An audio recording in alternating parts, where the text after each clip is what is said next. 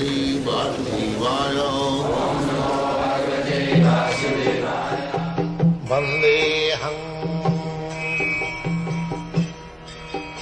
उसमें कोई मोटिव नहीं होना चाहिए कि मैं भगवत भजन करूंगा इसलिए कि भगवान से कुछ मैं अदा कर लूं, कुछ प्राप्ति कर लूं। साधारण ऐसे ही जाते हैं, वो भी अच्छा। भगवत गीता में बताया कि चतुर्विधा भजन्ते माम सुकृति न।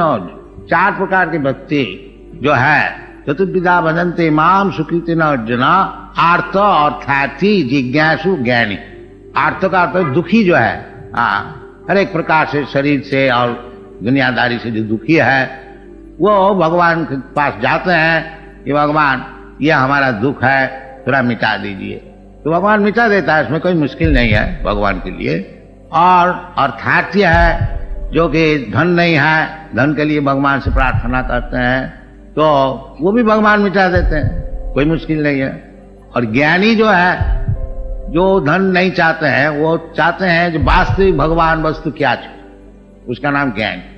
और जिज्ञासु जो कि इंक्विजिटिव, जैसा हम लोग बाजार में जाते हैं भाव पूछते हैं, इसी प्रकार जो व्यक्ति ये लोग भगवान भगवान कहते हैं, क्या चीज है भगवान, उसका नाम जिज्ञासु। जिज्ञासु, ज्ञानी, आर्त, अर्थार्थी, ये जो भगवान का विषय अनुसंधान करते हैं, भगवान के पास जाते हैं कुछ प्राप्ति के लिए, इसको शास्त्र में बताया है कि चतुर्विधा भजन सुकृत न, ये पुण्यवान है। यद्यपि भगवान के पास जाकर के कुछ मांगते हैं, ये उनका मूर्खता है, तथापि ये पुण्यवान है, क्या कि भगवान के पास पहुंचा।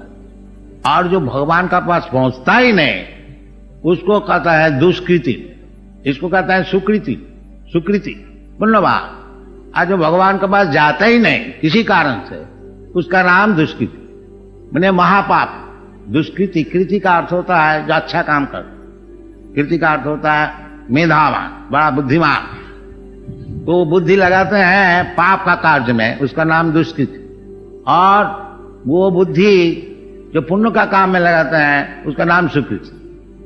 तो सुकृति जो होता है, तो यद्यपि भगवान के पास मांगने वाला शुद्ध भक्त नहीं है, तथापि उसको सुकृतिवान कहा जाता है।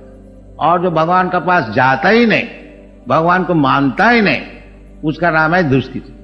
न मांग दुष्कृति न मूढ़ा। और दुष्कृति जो है, उसको और भी एक खिताब दिया गया है, मूढ़ा, मैंने गधा। न मांग दुष्कृति न मूढ़ा प्रपद्यन्ते नराधमा। और भी एक खिताब है उनका, नराधम, न मनुष्य जीवन का अधम। और भी खिताब माया आवृत ज्ञाना, जिसको ज्ञान माया ले लिया, आसुरी भावमास। तो यदि वास्तविक हम लोग सुखी होने को चाहते हैं, जीनो आत्मा सुप्रसीदत, यदि आत्मा को सुप्रसन्न करने को चाहते हैं, तो ये पद्धति आपको ग्रहण करने पड़ेगा। वो क्या चीज है कि परोधर्म, नॉट अपरोधर्म, नॉट मेटीरियलिज्म, भौतिक बात नहीं, और शून्यवाद भी नहीं, और निर्विशेषवाद भी नहीं, भागवत धर्म, भगवत बात। भगवान है, भगवान मालिक, हम लोग सब नौकर, और भगवान जैसा हुक्म कर रहे हैं उस प्रकार हमको मान लेना चाहिए। इसका नाम है धर्म। इसका अलावा जो कुछ हम लोग धर्म मानते हैं, वो सब जुआचोरी और कुछ नहीं। ये शास्त्र में बताया है कि धर्म प्रोज्झित कोई तो बहुत, जितने प्रकार के जुआचोरी धर्म है, यानी है जुआचोरी, बाकी धर्म का नाम से चल रहा है, वो प्रोज्झित कोई तो बहुत, उसको झाड़ू दे के फेंक दिया गया। जैसे आप लोग घर में झाड़ू दे करके वो जितना मैला है बाहर फेंक देते हैं, श्रीमद् भागवत में वो जो धर्म है जो जुआचोरी करने वाला का है, वो सब झाड़ू दे करके फेंक दिया। असल धर्म ये सबई पुंसांग परो धर्म जतो भक्ति रघु, वो धर्म है जिसको पालन करने से भगवान के चरण में भक्ति हो, उसका नाम है धर्म। और यदि आप प्रसन्नता चाहते हैं तो इसी धर्म को पालन करना पड़ेगा। आप और कुछ धर्म को पालन करेंगे तो वो तो है तो जुआचोरी, और वो जुआचोरी का पास में आप फंस जाएंगे और उसमें आपको जीवन खराब हो जाए। ये भी शास्त्र में बताया है।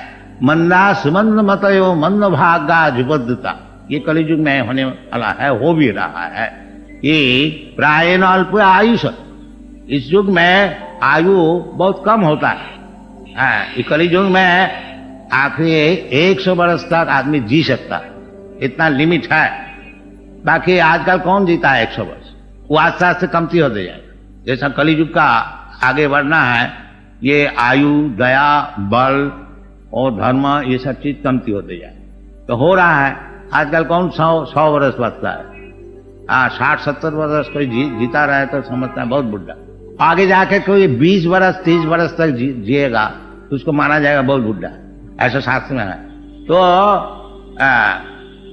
आयुर हरति, मैं जो जीवात्मा है ये शरीर में मैं फंसा हुआ है, और इसलिए हमको जब तक हमको ये भौतिक शरीर मिलेगा तब तक हमको दुख भोगने पड़ेगा। ये है प्राकृतिक नियम। मात्रा स्पर्शास्तु कौन्तेय शीतोष्ण सुख दुखदा। ये शरीर जो है सुख और दुख के शरीर से होता है, आत्मा का सुख दुख नहीं है।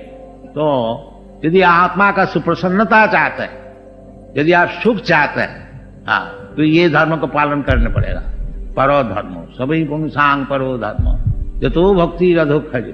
अधोक्षज जो भगवान का एक नाम है अधोक्षज।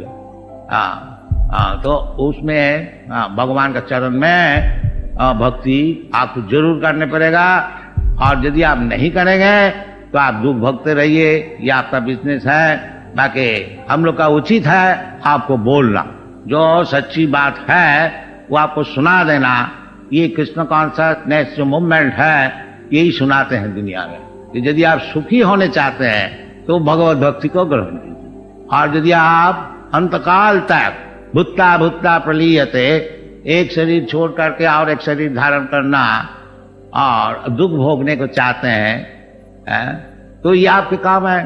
बाकी इसको आप दुख से यदि छुट्टी चाहते हैं और परम सुख चाहते हैं, भगवान का पास जाने चाहते हैं, जदगत्यानंद निवर्तन्ते तद्धामम परमम, ये सब शास्त्र में बताया गया भगवत गीता में। बाकी खेद का बात है ये, जो हम लोग सब भगवत गीता पढ़ने वाला है, ये सब बात नहीं समझ। और बड़े बड़े स्कॉलर, बड़े बड़े स्कॉलर है, बड़े बड़े पॉलिटिशियन है, वो सब भगवत गीता पढ़ने वाला है। बाकी कोई भी कृष्ण जो भगवान है ये बताते हैं। कृष्ण को उड़ा दो, कृष्ण को उड़ा दो और खुद भगवान हो जाओ, खुद अवतार हो जाओ, ये सब चाल चलता है। इसलिए इस प्रकार जो चीटिंग धर्म है, इससे आप लोग का कुछ लाभ नहीं होगा। असल जो धर्म है परो धर्म, उसको ग्रहण कीजिए, भगवत भक्ति को ग्रहण कीजिए, और उसको लाभ करने से जय आत्मा संप्रसिद्ध।